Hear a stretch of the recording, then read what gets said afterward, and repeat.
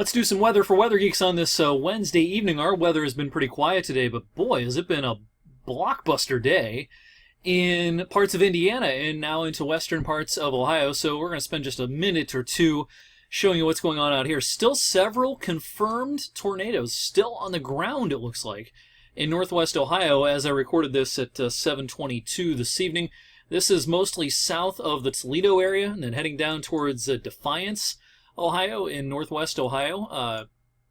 These storms have had a history of producing tornadoes since they were all the way back in central and north central parts of Indiana. So some tornado warnings on these storms. And there are actually more warnings out across Indiana this evening. The town of Kokomo, here in kind of north central Indiana, had a large violent tornado earlier on today that demolished a Starbucks. A lot of video and pictures online of that particular storm, and then they got under another tornado warning this evening. Haven't caught up on Twitter in a while, so I'm not sure if this one caused damage or not, but this has been a fairly unexpected tornado outbreak. You know, the science is far enough along now that usually when you get an outbreak of tornadoes like we've had today, and I mean an outbreak, there's been several, it's usually pretty well advertised that the potential is there. These have defied expectations a little bit. They've occurred outside of where the National Weather Service, the Storm Prediction Center, was thinking that there might be severe weather during the afternoon and evening today. So, again, this is all out in northwest Ohio and into Indiana. Look at all the tornado reports today, north of I-70 in Indiana and then into northwest Ohio. A lot of these are confirmed tornadoes. I mean, there's pictures and video evidence and damage as well.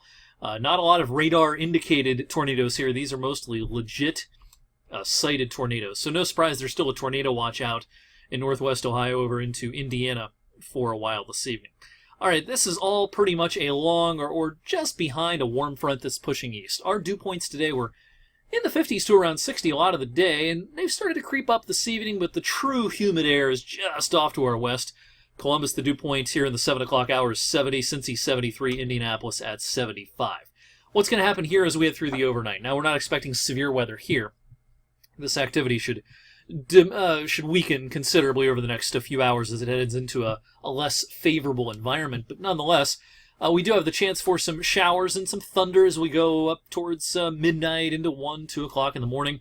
Might hear a rumble of thunder up to about 3 o'clock. But this is all long gone tomorrow morning. I think for the kids at the bus stop tomorrow morning and heading off to work in the morning, I think most of us, if not all of us, are dry. And we'll try to get some sunshine in here as well. The more of this sunshine that works in around lunchtime, the more unstable the atmosphere is going to become tomorrow, and that becomes a concern for us because even though the model's not showing much here at 2 or 3, by evening, we've got a chance of some heavy gusty storms around as this front. It's a weak one, but it does have a moisture gradient across it. Very moist ahead of it, much drier, or somewhat drier, I should say, behind it. So that'll be enough convergence of air masses to get the atmosphere to lift and cause some storms tomorrow evening. A few high school football games, of course, tomorrow evening. For high school football Friday, though, boy, it looks beautiful. It'll be a fantastic evening. As high pressure builds in, the humidity is going to drop. We're going to get back to that crystal clear sky that we had yesterday. Just a fantastic Friday evening. And Saturday looks bright and sunny as well. It'll start to turn warm, but the real humid air will be back here Saturday, coming our way on Sunday as we wrap up the weekend. Now, the Storm Prediction Center does have a lot of northern and north central Ohio in the slight risk zone tomorrow. The rest of us in the low risk or the marginal risk. This is going to be a touch-and-go situation late tomorrow afternoon, tomorrow evening. I don't think everyone sees a severe thunderstorm, but a few places could see a strong one, and we can't rule out some damaging wind gusts in particular. There could be some hail, but wind damage would be the number one threat, and the time frame I have on this is between 5 and 9, generally speaking. I don't think a whole lot happens tomorrow before 5 o'clock. The atmosphere looks capped tomorrow. In other words, a layer of warm air should prevent much from happening for a lot of the midday and afternoon, but that cap will lift enough in the evening that we've got a few hours of a window here where we could see some pretty feisty storms. All right, for our high school football action tomorrow evening, a few games always on Thursday as the season opens, 60, maybe 70% chance of getting wet for a while. Now, do I think it rains the whole evening? No. Do I think there's thunder and lightning the whole evening? No. That's the number one concern, of course, with outdoor sporting events, including high school football, is there going to be lightning. I think it's possible, particularly early on, 7, 8 o'clock. Decreasing chances for lightning, I think, as we go past sunset and deeper into the evening. It's going to be in the 70s, and it will be muggy. Quick detour down to the tropics, because this is going to be something you're going to see on the news a lot in the coming days. No impact for us here, but I do find it interesting, and if you're a weather geek, you're into the weather, I think you'll find it interesting as well. This system still has no name. It's still called Invest 99L, which is just kind of a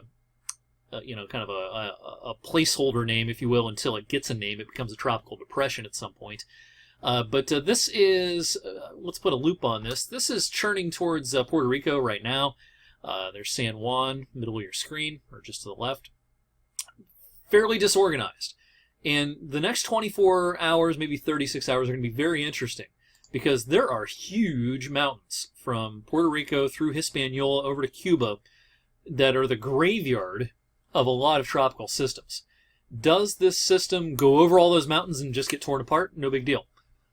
Does it actually go a little bit south or a little bit north? That's the big question. A lot of the modeling is north of the islands, but a lot of the modeling might be wrong. There might be a circulation center trying to form south of where the models think, and if that's the case, a more southerly track is possible, and therefore it's possible this thing just sort of gets eaten up a little bit over the mountains. Nonetheless, here's a look at a lot of the modeling. A lot of it is clustered through the Bahamas, into Florida, and then perhaps into the Gulf of Mexico as we get into early next week. Not a lot of modeling going east of Florida. There's a big ridge of high pressure up here that's going to try to steer this like this. Now, why do I say this has the potential to be a big deal, something you see on the news a lot? If this doesn't go over the mountains or survives the trip over the mountains of Cuba and especially Hispaniola, the environment for development is very good across parts of the Bahamas and the Florida Straits, kind of in here.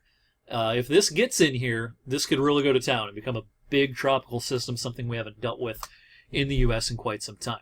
All right, back here at home. The pristine, low humidity kind of air that we had yesterday is not coming back real soon, it looks like. We're going to see a drop in humidity on Friday after this very, very muggy day on Thursday.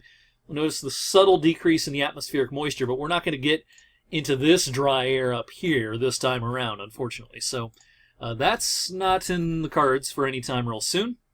Sunday, the humidity levels, the dew points come back up. It's going to be a pretty steamy day Sunday with highs near 90. Then as we get into next week, now this isn't a super humid looking pattern to me. I think the super humidity will be down here in the southeast, depending on where the tropical system goes. But this is moderately muggy looking to me for the middle of next week. Certainly not as bad as it will be tomorrow, with dew points tomorrow near 70. And notice the dew points spike again near 70 Sunday, and then the modeling is fairly consistent in showing general 60s for dew points during the middle of next week. All right, up over 8 minutes, so let's real quickly go through this. I mentioned in my short video earlier on today we'd do a little bit of a sneak peek of our summer review, which will come next week as we wrap up meteorological summer. But here's the summertime temperatures here in Youngstown at the top here. We're at 71.8 degrees is the average temperature, highs and lows. And if these numbers hold through the end of the month, would make it our hottest summer since right here, 1995.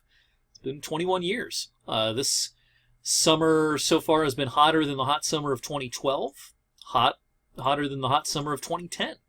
And 2005 was a hot summer, and it's been a little bit hotter than that. So if we stay above 71.6, then it would be since 1995 since we've had a summer this hot. We got a week to go. We'll see how the numbers pan out. Thanks for watching tonight's Long Weather for Weather Geeks. I'll see you tonight on 21 News at 11. Have a great rest of this Wednesday night.